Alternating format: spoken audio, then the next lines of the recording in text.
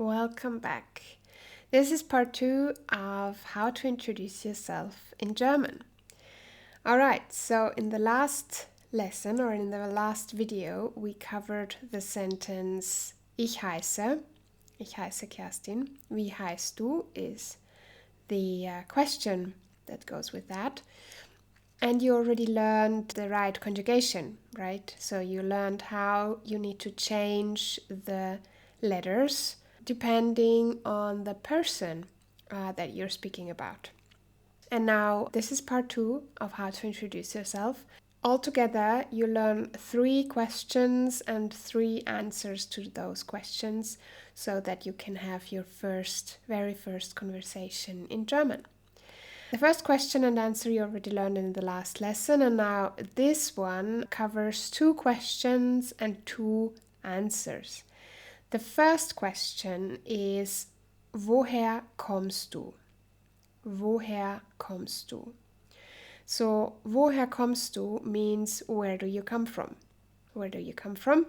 The answer in my case is Ich komme aus Österreich. I come from Austria. Alright, so you already know that if we use ich, then we need to add an I to the verb. So ich komme aus Österreich. Alright, so now depending on the country you come from, you can look it up how your country is called in German, and then you can make your very own sentence. Ich komme aus. So Österreich means Austria, Deutschland means Germany, Switzerland is die Schweiz in German. And you can see with this example, die Schweiz, that some countries actually have articles. There are some countries that have articles. Most of them don't, but some of them do. So you need to see whether your country is used with an article in German. So the countries with articles are die Schweiz, die Ukraine, der Irak, der Iran, and you can just double check, where you come from and if your country is actually used with an article or not. Okay, so for du, you already know that we need to add st. So for example, du kommst aus Deutschland. You come from Germany. And then with er, sie, es, he, she, it, we need to add a T. So er kommt aus der Schweiz. Alright. So here you have the right conjugation for singular. So you have I, st, and t. Komme, kommst, kommt. There's one more thing I would like to say about the articles. So the article for Switzerland is actually die Schweiz. Okay? But here it says aus der Schweiz. You will learn this later. But this is actually what we need to do in dative case. So in German, we have different cases. We have the nominative, we have the accusative, we have the dative, and we have the genitive. And depending on the prepositions that we use in German, and also depending on the verbs that we use, we need to change the case. Okay? So die is like the normal form, the nominative. But since we use aus here, which is a preposition that requires dative, we need to change the article from die to der. Now this seems very complicated right now, so we are not going to get into it furthermore. You will learn this a little bit later.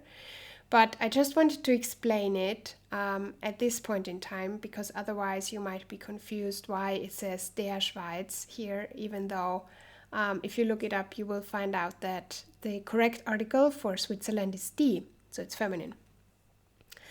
Alright, so die Schweiz becomes der Schweiz because we use the preposition aus, and aus requires us to use dative case, and in dative we have to change the feminine article to der. All right. So that's that. That was the first question. And we are going to look at plural as well. So, woher kommt ihr? Woher kommt ihr? So, where do you come from? In this case, we're speaking to several people, so plural. Answers are: Wir kommen aus Österreich. So, with wir, we have to change the verb to en, with ihr to t, and with sie, again, we use en. All right, so en, t, en are the right forms, the right conjugation for plural. All right, now you learned the singular form and you learned the plural form. Now, all of that, what you can see here, is the informal form, okay? So we use the informal form in German if we speak to our friends, if we speak to our family members, if we speak to people who are close to us. There's also a formal form in German.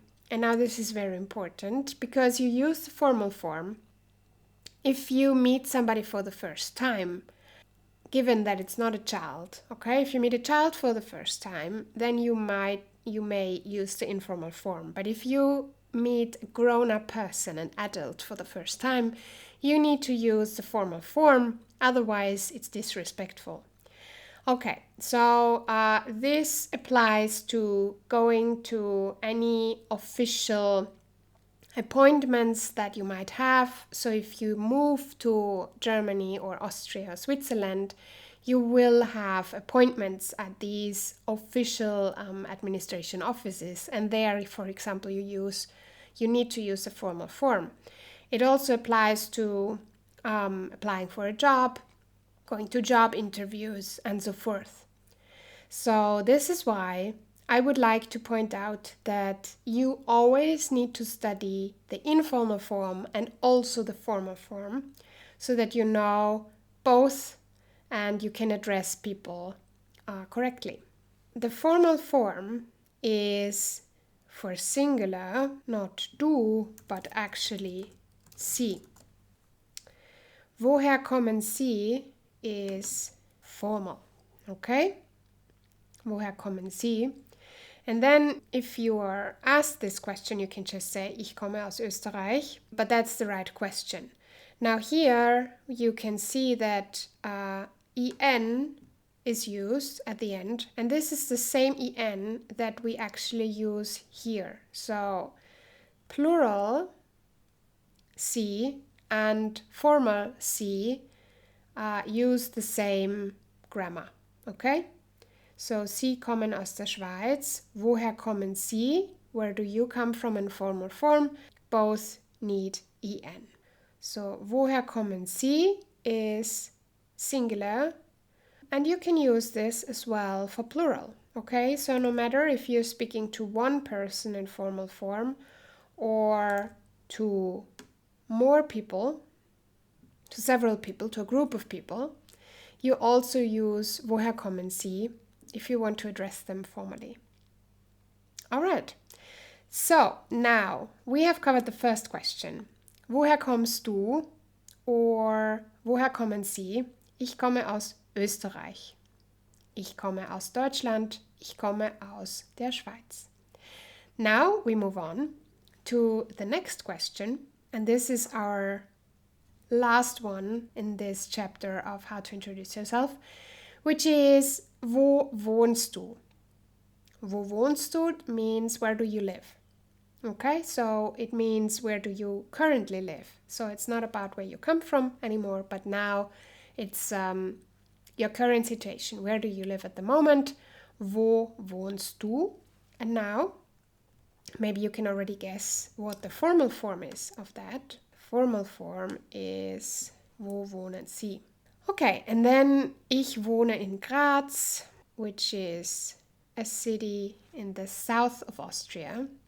Ich wohne in Graz. So for ich, it's again the I. For du, it's the ST, and for RCS, it's the T. EST, T. Alright, wo wohnen Sie? Wo wohnst du? Ich wohne in Graz. Du wohnst in Wien. Er wohnt in Berlin. Sie wohnt in Berlin. For feminine. Er for masculine. And S for neutrum. Neutrum, if you remember from the last video, is used for children. So if you speak about one child, you could use S, or you can, of course, use he or she, because they're people, obviously. And if you refer to their names, and then you can also say he or she, but, you know, some people might use S because it's the grammatically correct form for das Kind. All right, and last but not least, we have the plural for where do you live. So if you speak to several people, if you're at a gathering, at a party, or at a, I don't know, barbecue, and you want to know from everyone where they live, then you can ask, wo wohnt ihr? And again, in the formal form, if you don't know these people very well yet, you can say, wo wohnen Sie? And then the answer, if you're speaking for several people, so if you, for example, speak for you and your partner, you could say, wir wohnen in Graz. If for some reason you want to say you live in Vienna and you speak to several people, then you would say, ihr wohnt in Wien. This is also a way to ask a question. So you could, for example, say, ihr wohnt in Wien, oder? Which translates to, you live in Vienna, right? And then, Sie wohnen in Berlin. All right, so that was it. Now, just to repeat what you learned so far about how to introduce yourself. Wie heißt du? What's your name? Wie heißen Sie? What's your name in formal form? Ich heiße Kerstin. Woher kommst du? Where do you come from? Woher kommen Sie in formal form? And here you need to check whether your country of origin has requires an article in German. Wo wohnst du? Where do you live? Or wo wohnen Sie in formal form? Ich wohne in Graz. All right, there you go.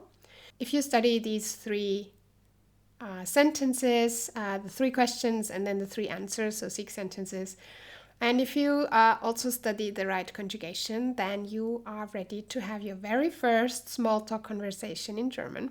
So I would like to encourage you to try that.